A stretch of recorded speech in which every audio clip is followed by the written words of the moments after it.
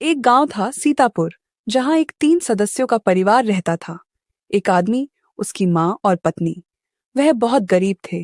बेटा मजदूरी करके किसी तरह अपने परिवार को पाल रहा था।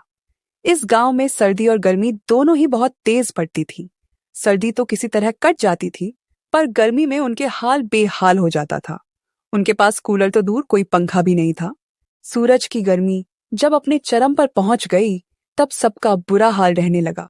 घर से बाहर जाकर काम करना और घर में रहना दोनों ही मुश्किल होता जा रहा था। अरे बहू कहाँ रह गई? मैं यहाँ गर्मी से मर रही हूँ, जरा मुझे पंखा कर दे, थोड़ी आंख लग जाए।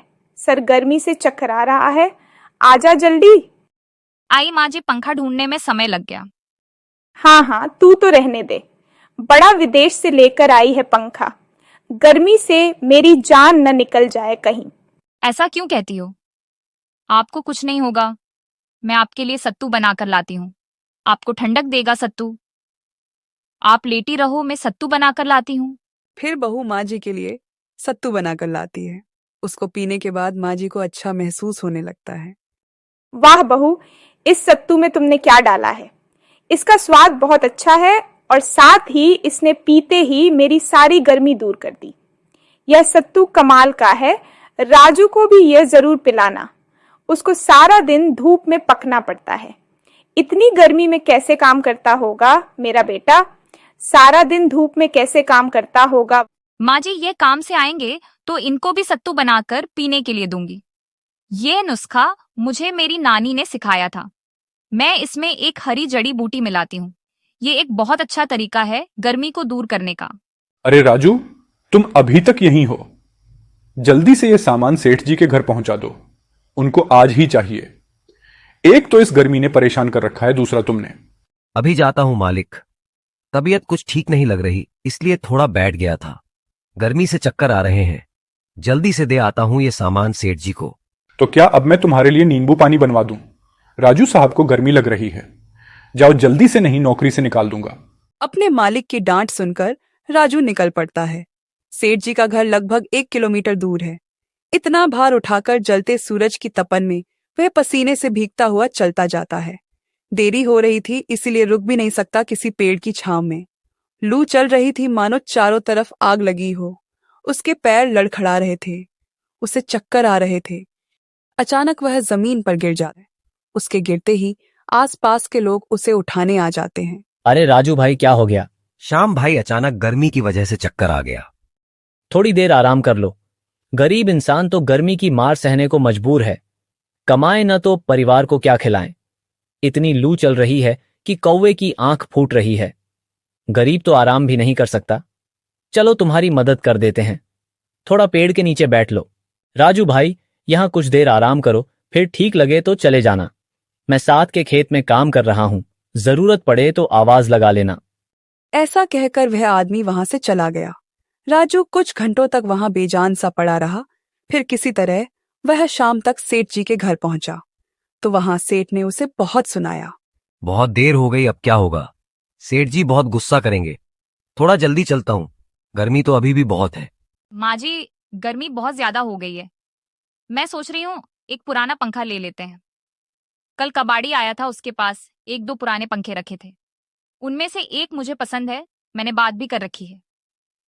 मेरे पास कुछ पैसे हैं, एक एक पाई जोड़कर मैंने जमा किए हैं, अब काम आएंगे।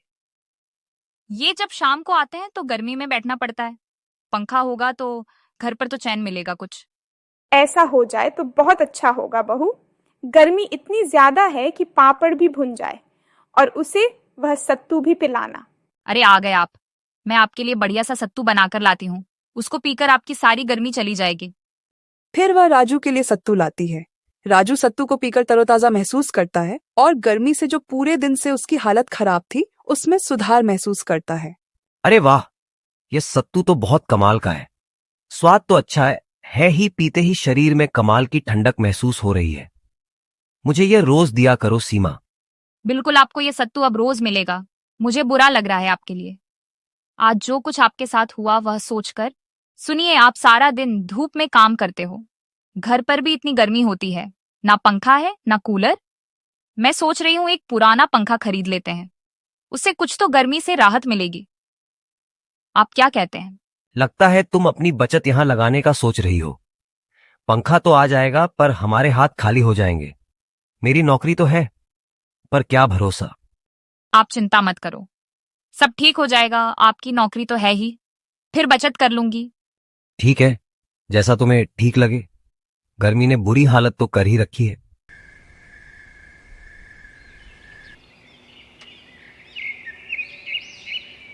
अरे ये पक्षी बेचारे, इनको भी गर्मी लगती होगी, इन्हें भी प्यास लगती होगी। इनके लिए दाना पानी रख देती हूँ। लो प्यारे पक्षियों, दाना और पानी। तुमको भी भूख प्यास लगती होगी, तुम यहाँ रोज आया करो।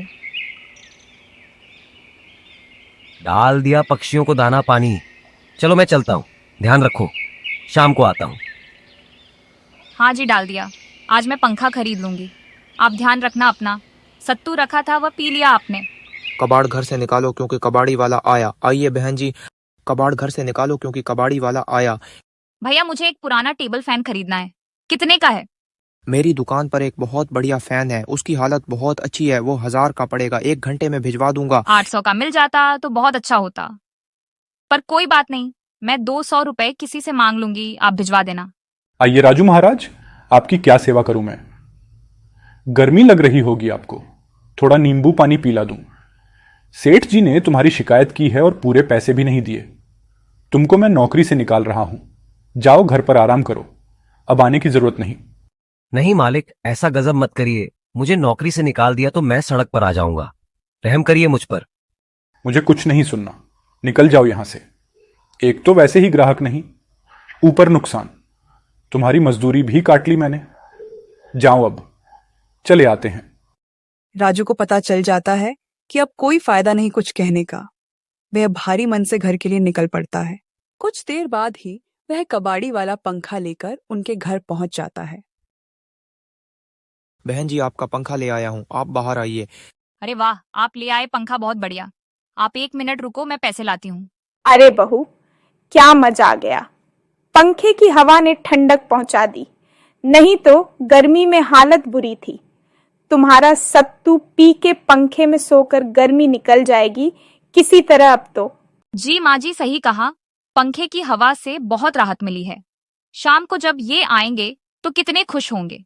माँ जी, मेरे तरीके से सत्तू कोई नहीं बनाता, क्योंकि मेरी नानी वैद्यों के परिवार से थीं, इसीलिए ठंडक पहुंचाने वाली उस जड़ी बूटी के बारे में उन्होंने मुझे बताया था। इस सत्तू को पीने वाले को कभी लू नहीं लगती। हमारे गांव में हर साल कितने लोग लू लगने से मर जाते हैं। तो मैं सोच रही हूँ, क्यों ना ये सत्तू बेचा जाए।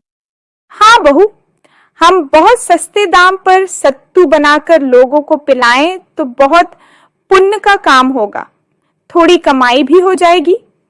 इस गांव में अधिकांश लोग तो बहुत ही गरीब हैं, जैसे तैसे गर्मी में जिंदा रहते हैं। लोगों को लू लग जाती है। शाम को राजू से बात करना।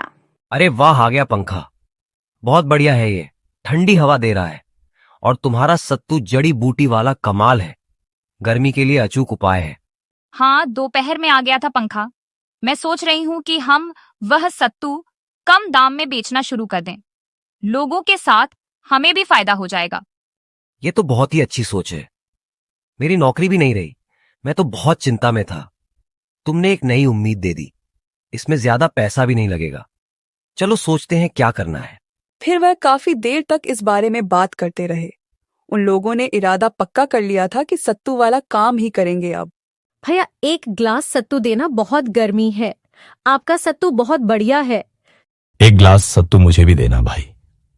तुम्हारे सत्तू ने बचा रखा है गर्मी से पूरे गांव को। अभी लीजिए सत्तू आप दोनों। आइए मालिक, आप मेरी दुकान पर कैसे? राजू भाई, तुम्हारे सत्तू की काफी तारीफ सुनी है, क्यों ना तुम मेरे ढाबे पर सत्तू बेचो, उससे तुम्हें ज्यादा फायदा होगा। चलो मेरे साथ। नहीं मालिक, मैं यहीं ठीक हूं। ये काम मैं लोगों की भलाई के लिए कर रहा हूं। मैं बहुत कम दाम पर सत्तू बेच रहा हूं। आप जाइए, मैं खुश हूं। चाहिए तो सत्तू पी लीजिए। यह सुनकर मालिक वहां से चला गया। वह अपने फायदे के लिए राजू को अपने साथ ले जाना चाहता था। राजू की सत्तू की रेहड़ी बहुत अच्छी कमाई करने लगी, जबकि दाम बहुत कम था, क्योंकि वह लू से बचाने में बहुत कारगर था। तो कैसी लगी आपको यह कहानी? अच्छी लगी हो तो सब्सक्राइब कर लें, बहुत अच्छी लगी तो लाइक भी कर दें। धन्यवाद।